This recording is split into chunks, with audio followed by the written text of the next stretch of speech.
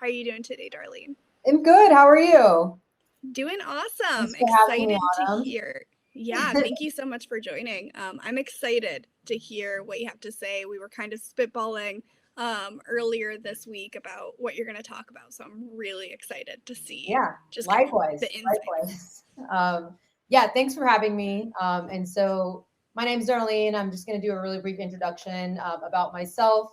I'm the Chief Revenue Officer at TubeScience. I'll go into what TubeScience does very shortly. I'm also a resident advisor at Coleman and GLG Group, so I work outside of my main position at TubeScience. I'm continuously working and advising some companies on how to grow in performance marketing. And then before I was at TubeScience, I actually was on the global marketing team at Meta and spent some time at Salesforce and Yelp early in my career, but was at Meta for 5.5 years. And I worked there on the e-commerce and disruptor verticals. And so pretty performance blooded as a person, really enjoy the space. And I'm excited to share some of the nuggets of knowledge that we use today with you. So the largest pay for performance ad company that works on Meta platforms. Here are some examples of our partners, but what we do is we actually charge on a performance basis rather than charging retainers. We invest our own capital in the entire production cycle, and then our clients pay us when our ads are working. And the way that we define that is whether or not our metrics are beating out internal KPIs by the fees or more.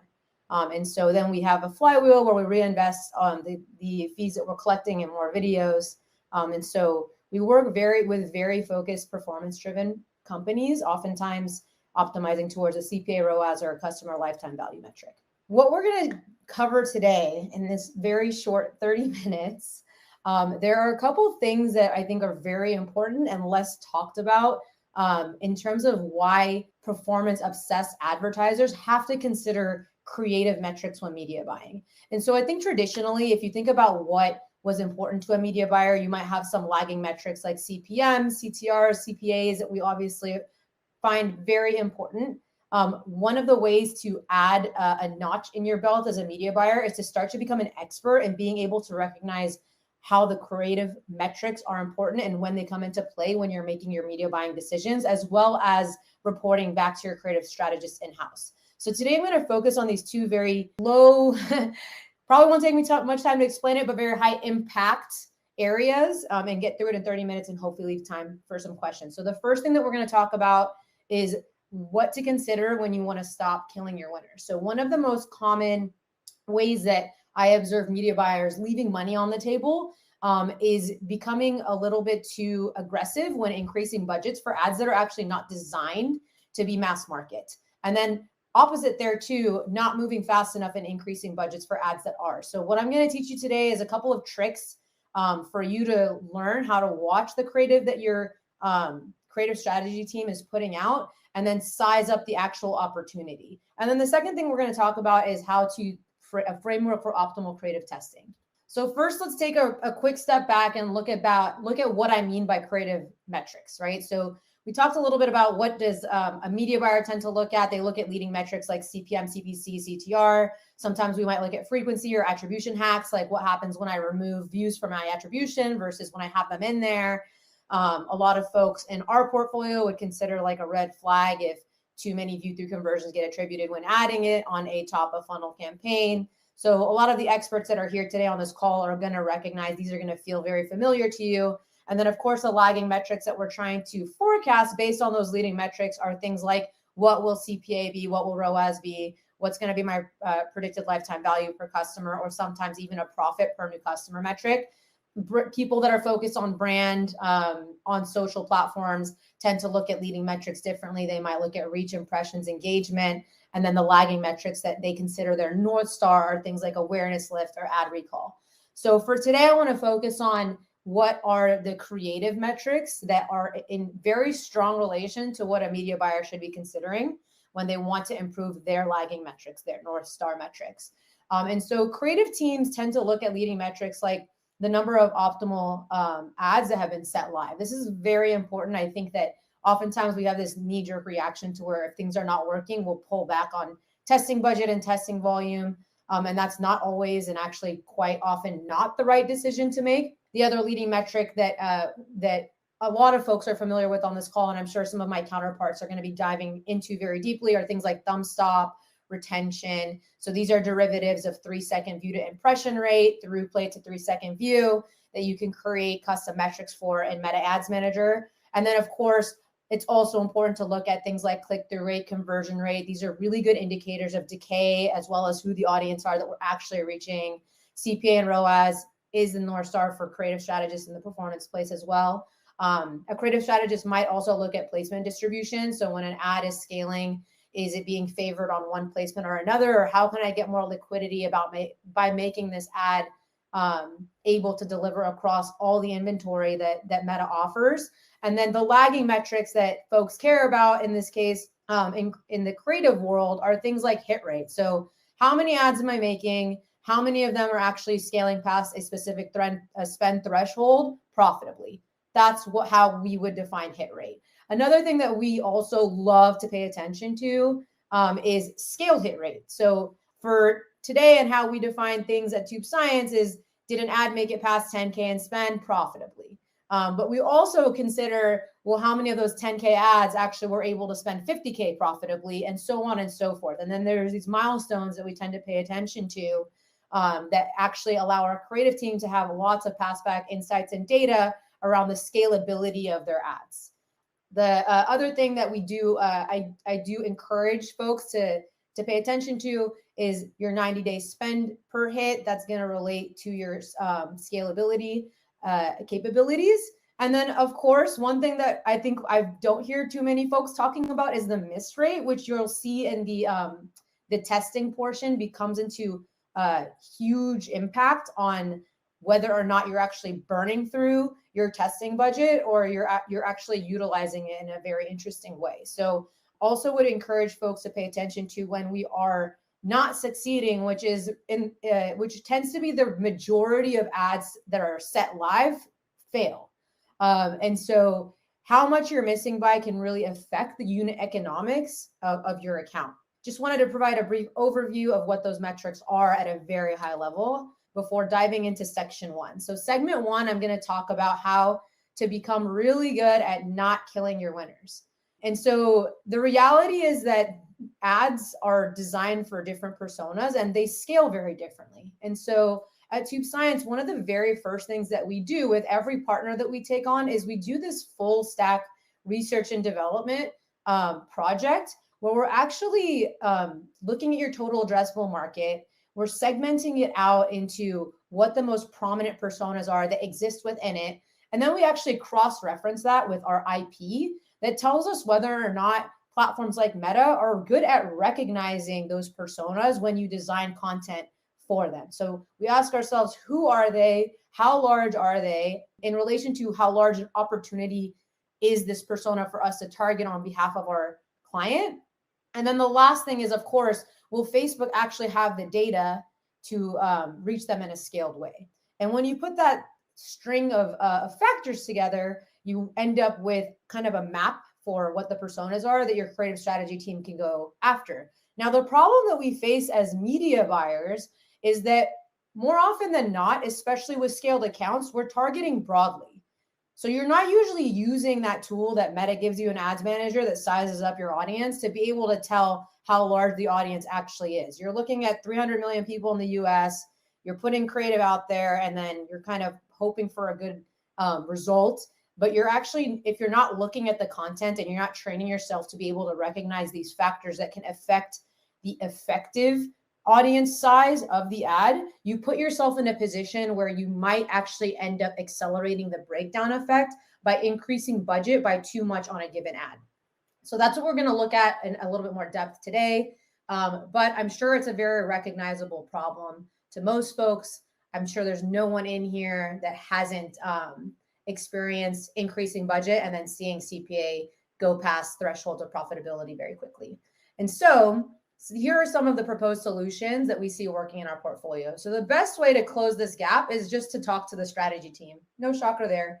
I think that what is understated in the ecosystem is actually aligning the incentives between creative strategy and media buying in this way, and just having them talk to each other. So your creative strategist should know, for example, what size the ad was designed for, and should be able to inform you of the size of that TAM. A good solution, if that's not possible within your organization, or if you're, let's say, working with an external partner that doesn't give you these insights, is actually to scale spend by 10 to 20%, stop, observe performance, see if your leading metrics are sustaining that level of increased spend. And before you make another decision to increase spend more, let the algorithm normalize, let it exit the learning phase before you move on and do so. And ultimately, the goal is to become a mass market, an expert at recognizing mass market creative, so that way you're able to align incentives with your creative strategy team, but also take into account when making your media buying decisions so that you're not killing your winners. Here are some easy to learn creative factors to consider. These are the factors that have the highest effect on your scalability. So the first one, and the most important one, is the actual size of your total addressable market. So I'm sure some folks are working across different brands. Each one of those brands, each one of those products has a different total addressable market. Mass market products, they tend to scale a lot more easily versus niche products, right? So that one's pretty easy to size up. Here's where the creative factors come into play. So the first thing that you want to look for are things that I would call watchability factors. Does an ad look like an ad, right? So if you're in the performance space, you know that people are allergic to ads that look like ads. And the more Gen Z folks that kind of grow up and have disposable income, that I know that a lot of folks are really interested in targeting, that actually the more privy they are to recognizing when an ad is an ad.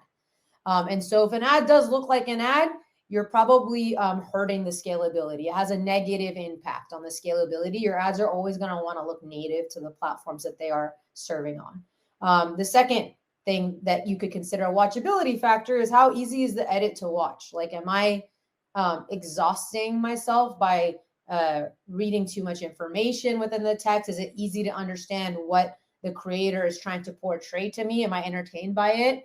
And so if the edit has been done well, then you actually can end up with a positive impact on your scalability.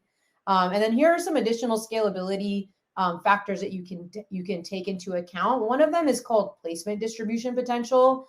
So you can actually see this when you're testing ads. You can go ahead and do a placement breakdown on who the ads initially deliver to. And if they're over delivering to one placement versus another, what ends up happening is you're just limiting your liquidity. Let's say that placement is a smaller placement, like Reels, for example, or Facebook Stories. In comparison to the feed placements, these are really small.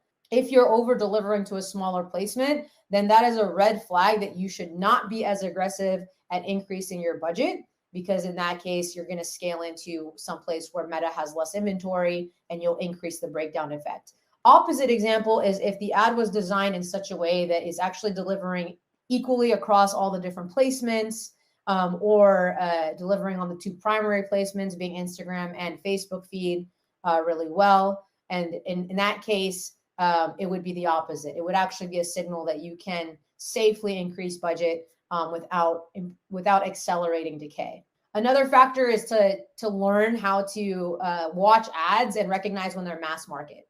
So is the actual content, the messaging, or the problem that the creative strategist focused on in this video something that's relatable to a lot of folks? If you ask yourself, if 1,000 people watch this ad, how many of them would actually relate to this problem? Now, this is one area that I think is like super cool and new for us as media buyers to become experts in, so we can continue to build the arsenal of tools that we have when we're making decisions. And then I'd also ask myself, how well does the talent engage viewers in relation to that other point? If the talent is doing a really good job, if they're very relatable talent, if they're very aspirational talent, they tend to have a positive effect on your ad's ability to scale. And then we talk about hooks a lot. There's probably some other sessions today that are really, really focused on the actual creative content themselves. It should come as no shock to anyone in the room that hooks tend to be one of, if not the most important factor, because if you don't nail this, then no one's going to watch your ad. And so one thing that's really great for us as media buyers about this one is it's very easily measurable by taking the derivative of the amount of impressions that were served divided by the 3-second views, or sorry, other way around, 3-second views divided by impressions, and measuring our thumb stop rate. And your hook strength is going to have a very positive effect when it's higher than average on your scalability. And then opposite is true if it has a low hit rate.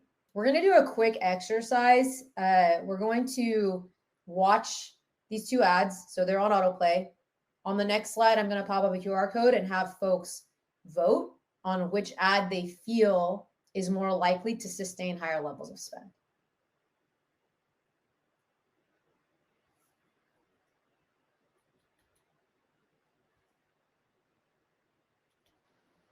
So if you use your phones to scan the QR code, you can guess if the leggings ad or the cosmetics ad would sustain higher levels of spend.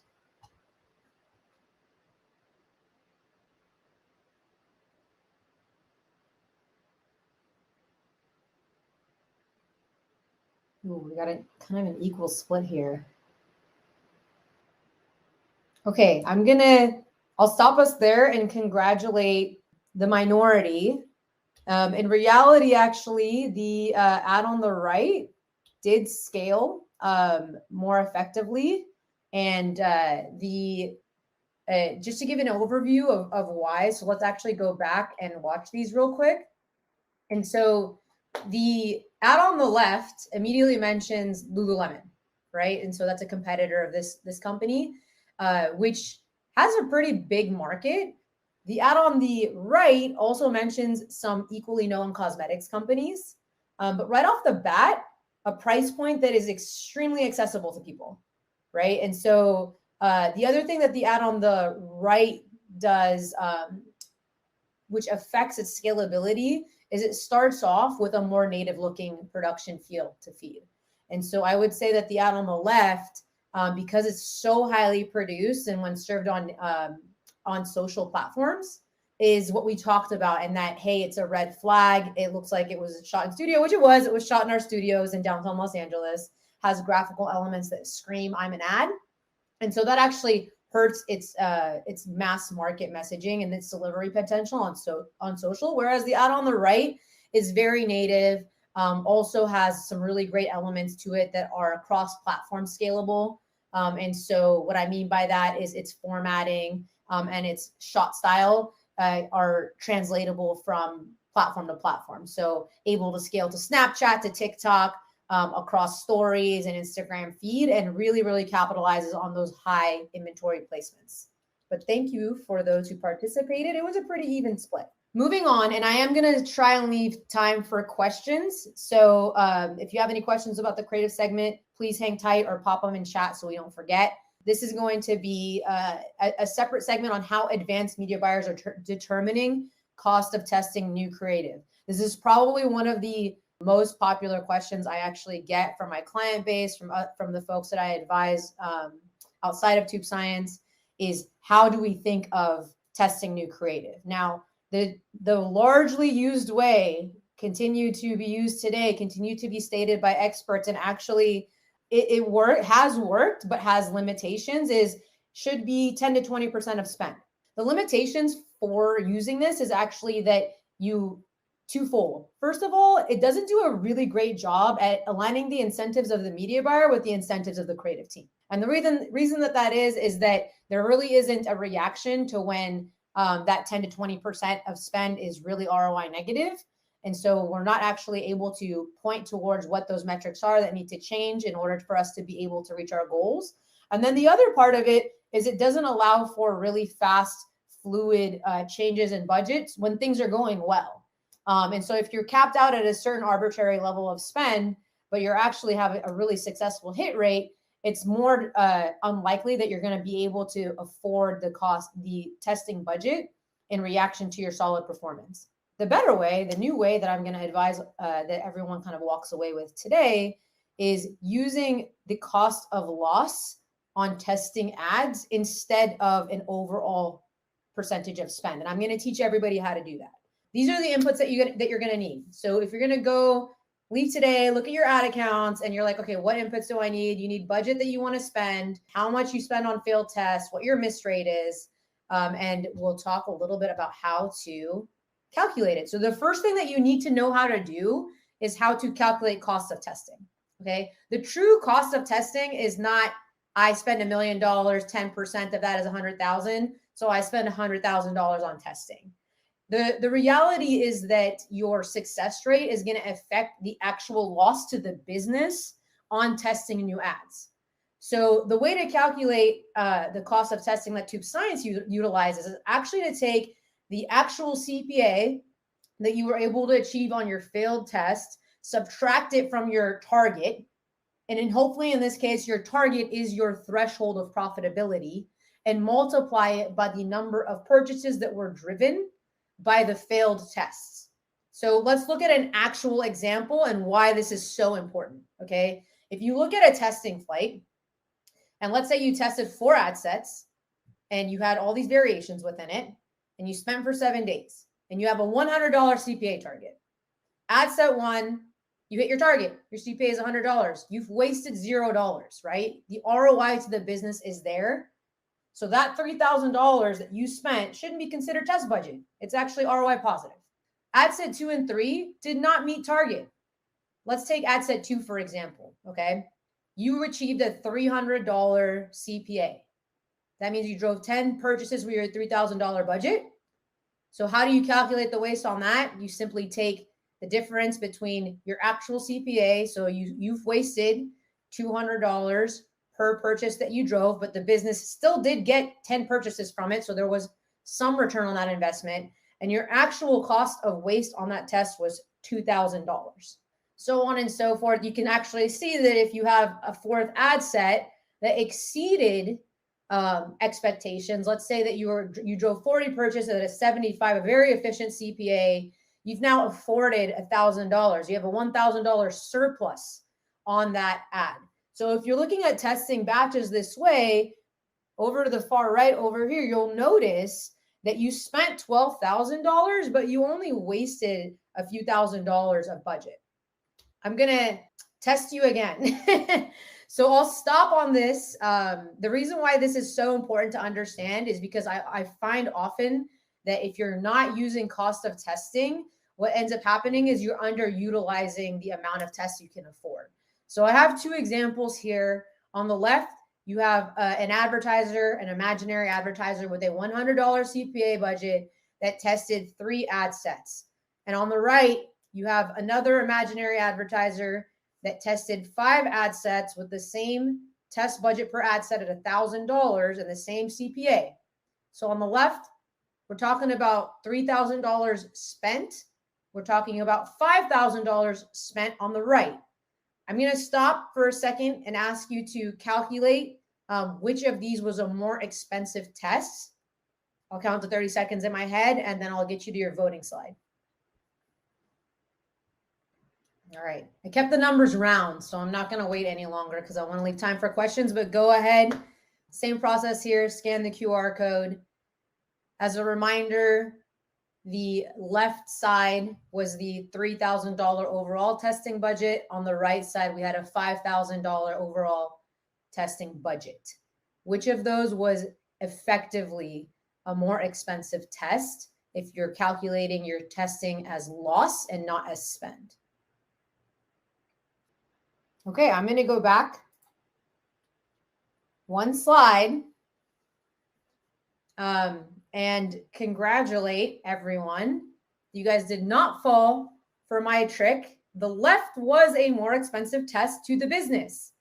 The unit economics on the left-hand side were not as effective as the right-hand side, whereas the right-hand side did afford testing at a higher volume at a higher test budget. So congratulations. It looks like everybody was able to pick up on what I was saying there. Now here comes the fun part. Okay, I'm going to try and make this really fast because I know I'm running out of time. But now what? What do I do with this testing framework? How do I apply it to calculating an optimal number of ad tests per month?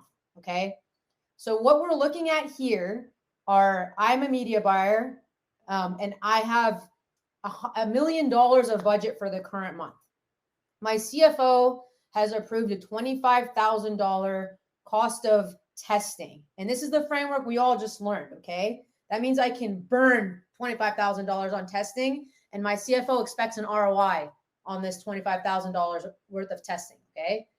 I looked at my historical metrics. I'm able to spend $50,000 every time I generate an ad that sustainably makes it to 10K of spend. 10% of the time, the concepts that I'm testing make it past that threshold. I have to spend $2,000 on testing new ads before I feel confident in calling it a winner or calling it a loser. And when I am not succeeding, I miss my target by 15%. Okay. Let's stop right there for a moment, because I want to explain how you would use a formula to then calculate the number of the jobs that you can test with that $25,000 testing budget. And in this case, you're looking at, if I'm spending $2,000, but every time I fail by 15%, that means that I'm actually wasting $300. So 15% of 2,000 is, I've burned through $3,000 because I missed my target by that much, and that's the loss on my tests. But that doesn't necessarily mean that I spend $3,000 per test that I'm running, right? Because I have some winners. So 10% of my ads are not ROI negative. I need to remove those. So I'm going to reduce that loss by 10%, and I end up with $270 as a cost to my overall testing budget every time I test a new ad. Then I want to ask myself, okay, if it's costing me $270 every time I do a new test, how many tests can I run with my $25,000 budget? And that means I could test 92 ads per month. Now, when I'm actually looking at the ROI on my creative testing with these metrics at the end of the month, what these numbers tell me is I am not actually able to spend $1 million profitably. If I do spend that overall budget, what happens is I've actually operated at a loss of $540,000. Now, how did you get to that number, Darlene? What you have to take into consideration is I'm going to generate, my team only delivered 60 ads. Of those ads, only 10% of them winners. And of those winners, I can only spend $50,000, which brings me about to $450,000 of successful ad spend. And the rest of this spend is going to be waste. So that means that I overspent and I've failed to deliver an ROI on my account this month. Not a good situation to go to your CFO with, right? So then the question becomes, okay, now that I have this framework in mind, what do I have to do differently next month to be able to spend $1 million? Because if everything stays the same, the reaction should be bring down spend. You can't spend $1 million when these metrics don't change. Now you have a couple of tools at your arsenal. I'm not going to go to my CFO and ask for more testing budget, right? I'm just going to have that same $25,000 next month. I just learned a whole bunch of new media buying tactics from the Northbeam DTCx Summit, and I'm going to use those tactics, and I'm going to commit to doing some tricks to make the 90-day spend per hit increase month over month by a modest $10,000. So, and then I'm going to go to my creative strategist, and now I'm going to give them visibility on what they need to do for us to reach our $1 million target. This is my favorite thing about this framework, is that it provides clarity to what actual leading metrics need to be moved within the organization for us to reach our goals. Now I'm going to say, hey, creative strategist, I'm going to commit to doing some media buyer judo to getting this 90-day spend per hit job up. While I do that, I need you and your team to focus on improving the hit rate. The hit rate is really hurting our ability to turn a profit on the account. In addition to that, creative strategist, I want you to focus on when we miss, don't miss by so much. $2,000 is a very respectable and considered to be high in most cases testing budget. That means that if we miss by a lot, we're burning a lot of money per test and we're not able to afford more tests. If all those metrics are met, that means that I'm actually now able to afford 117 tests with my same $25,000 budget that month. And I'm going to tell my creative strategist, guess what? You guys get to deliver that optimal amount. Now let's test more. As long as these metrics are abided by, immediately month over month, I'm fully utilizing my testing budget and my performance has turned around. And now I have a $53,000 surplus on my account planning. Perfect. Thank you so much, Darlene. This was amazing. How can people contact you in order to learn more and ask you any questions that they've had? Good question. welcome to come in through the website. All of those leads go to someone on my team, and you'll eventually end up talking to me as well. I'm also happy to just connect via you shoot me an email, darlene@TubeScience.com. And if you have any questions or would like a follow-up discussion, I'm always excited to talk shop. Perfect. And are you able to share the deck that you've presented from here today? Some people in the audience are asking. Yes, absolutely. I'll get it loaded up. And Autumn, should I send that to you or? Yeah, I mean, if you have a link, you're welcome to share it in the chat here as well. Perfect. Thank you so much, Darlene. And thank you, everyone, for joining us on stage 2 here today.